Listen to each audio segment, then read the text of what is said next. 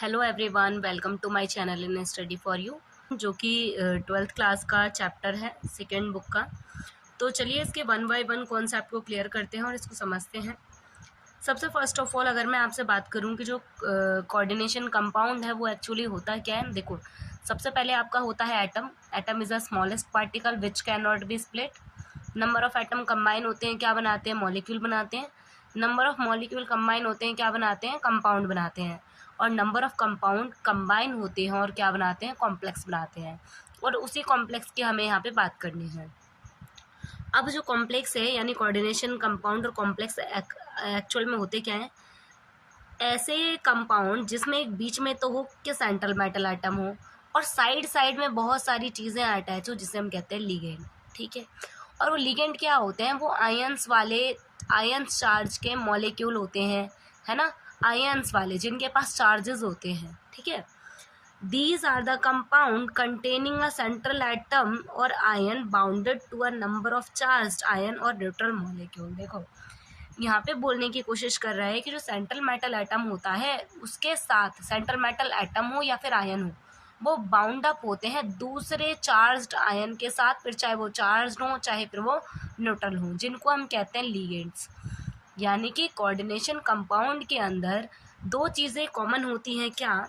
हर किसी के अंदर एक सेंट्रल मेटल एटम होता है, साइड में लिगेंड्स जुड़े हुए रहते हैं, और इस लिगेंड के बाद यहाँ पर एक ऐसे स्क्वायर ब्रैकेट होती है और इस स्क्वायर ब्रैकेट को हम कहते हैं क्या? Coordination sphere. क्या बोलते हैं? कोऑर्डिनेशन स्पेयर, जो हम आगे अभी दोबारा देखेंगे इसको।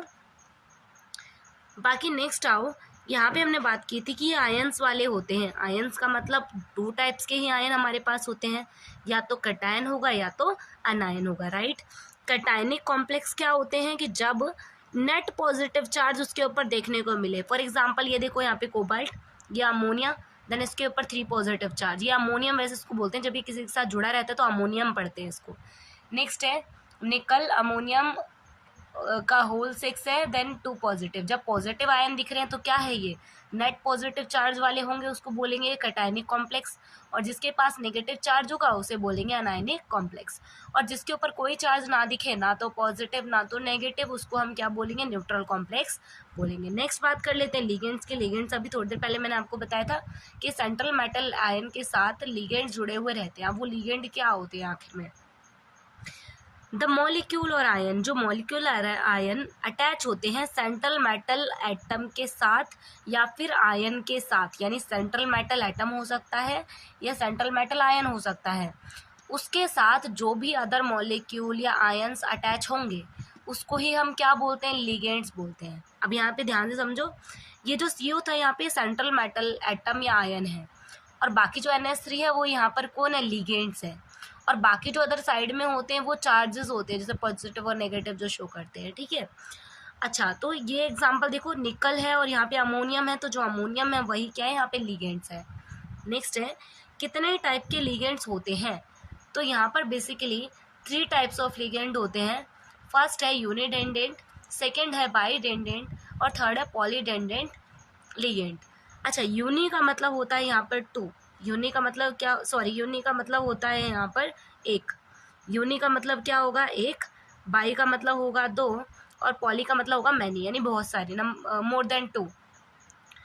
ऐसे लिगेंड्स यानी ऐसे ligand which can coordinate to central metal ion through only one donor atom, यानी कि ऐसे लिगेंड जिनके पास सिर्फ एक ही डोनर एटम हो, सिर्फ एक ही डोनर एटम हो, और उसी एक डोनर एटम के बेसिस पे वो सेंट्रल मेटल एटम के साथ बॉन्ड बनाते हैं, उन्हें हम कहते हैं यूनिडेंडेंट लिगेंड। फॉर एग्जांपल के लिए क्लोरीन, NS, साइनो ग्रुप जो है, ये सारे जो एग्जांपल हैं यूनिडेंडेंट के हैं।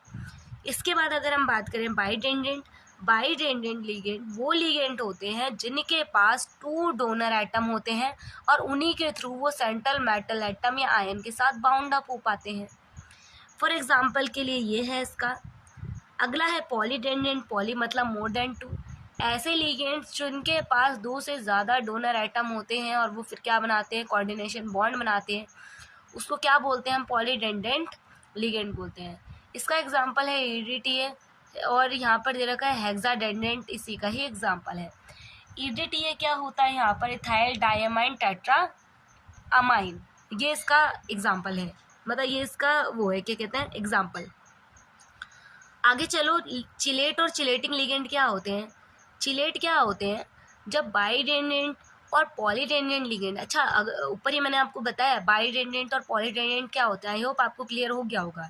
तो बाइडेंडेंट और पॉलीडेंडेंट लिगेंड जब अटैच होते हैं, किसके साथ अटैच होते हैं, दो या दो से ज़्यादा डोनर एटम के साथ, और प्लस में जब सेंट्रल मेटल एटम या आयन वो एक रिंग जैसा स्ट्रक्चर फॉर्म कर ले, उसे हम कहते हैं चिलेटिंग लिगेंड, और जो ये कॉम्प्लेक्स बनता है उसे हम कहते हैं चिलेट। ठीक है, नेक्स्ट है कोऑर्डिनेशन नंबर। कोऑर्डिनेशन नंबर होता है जितने लिगेंड्स या जितने एटम आयन मॉलिक्यूल जुड़े होते हैं सेंट्रल मेटल एटम के साथ, उसे हम कहते हैं कोऑर्डिनेशन नंबर। फॉर एग्जांपल के लिए अगर मैं ऊपर वाले एग्जांपल से आपको समझाना चाहूँ, देखो यहाँ पर कितने लिगेंड जुड़े हैं, 3, यानी इसका 6 जुड़े हैं ना, 6 आगे होल्ड, मतलब NH3 6 जगह पर जुड़े हैं, इसका मतलब इसका कोऑर्डिनेशन नंबर कितना होगा, 6। इसका भी कितना होगा, 6। इसका कितना होगा, 2। इसका कितना होगा, 6। तो इस तरीके से आप कोऑर्डिनेशन नंबर इजीली बता सकते हैं। आगे चलते हैं, नेक्स्ट है कोऑर्डिनेशन स्पेयर। मैंने आपको बताया था कि एक तो होता है सेंट्रल मेटल एटम, उसके साथ जुड़े हुए रहता है लिगेंड, और वो एक स्क्वायर ब्रैकेट में होते हैं, और उसी स्क्वायर ब्रैकेट को हम क्या बोलते हैं, कोऑर्डिनेशन स्पेयर या कोऑर्डिनेशन एंटिटी इसी को कहते हैं। The total number of ligand attach to the central ion, यानी कि सेंट्रल मेटल एटम में सेंट्रल मेटल आयन के साथ जितने भी लिगेंड जुड़े हुए रहते हैं उसे ही कहते हैं कोऑर्डिनेशन नंबर। अब एंटिटी पे आओ, बोल रहे हैं जितने भी एटम या मॉलिक्यूल और आयन डायरेक्टली जुड़े होते हैं सेंट्रल आयन या एटम के साथ, उसे ही कहते हैं कोऑर्डिनेशन स्पेयर। नेक्स्ट है प्राइमरी बैलेंसी और सेकेंडरी बैलेंसी। ये जो प्राइमरी और सेकेंडरी बैलेंसी का कॉन्सेप्ट है, ये दोनों ही वर्नर कोऑर्डिनेशन थ्योरी का अच्छा, वर्नर कोऑर्डिनेशन थ्योरी के अंदर ये बेसिकली आता है कि प्राइमरी बैलेंसी और सेकेंडरी बैलेंसी एक्चुअल में होता क्या है। तो जो प्राइमरी बैलेंसी है, एक सेकेंड,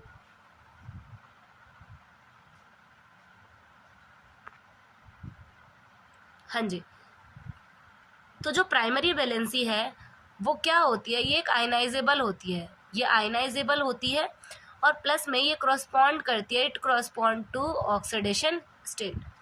और जो सेकेंडरी वैलेंसी होती है वो नॉन आयनाइजेबल होती है, और ये होती है कोऑर्डिनेशन नंबर को। इसकी मैंने आपके लिए एक शॉर्ट ट्रिक बनाई है, क्या है, पोटैटो से चार्ट तक, पोटैटो पी से प्राइमरी वैलेंसी में ऑक्सीडेशन याद रखना है, सी से सेकेंडरी वैलेंसी में कोऑर्डिनेशन नंबर याद रख। इसके बाद नेक्स्ट जो आगे का कॉन्सेप्ट है वो है आइसोमर के बारे में। तो ये मैं आपको नेक्स्ट वीडियो में क्लियर करूंगी कि आइसोमर एक्चुअल में होते क्या है, कितने टाइप्स के होते, कॉन्सेप्ट मैं आपको नेक्स्ट वीडियो में क्लियर कर दूंगी। आई होप आपको वीडियो हेल्पफुल लगी हो, और आपको ऐसी और वीडियो के लिए आप चैनल को सब्सक्राइब कर सकते हैं, और वीडियो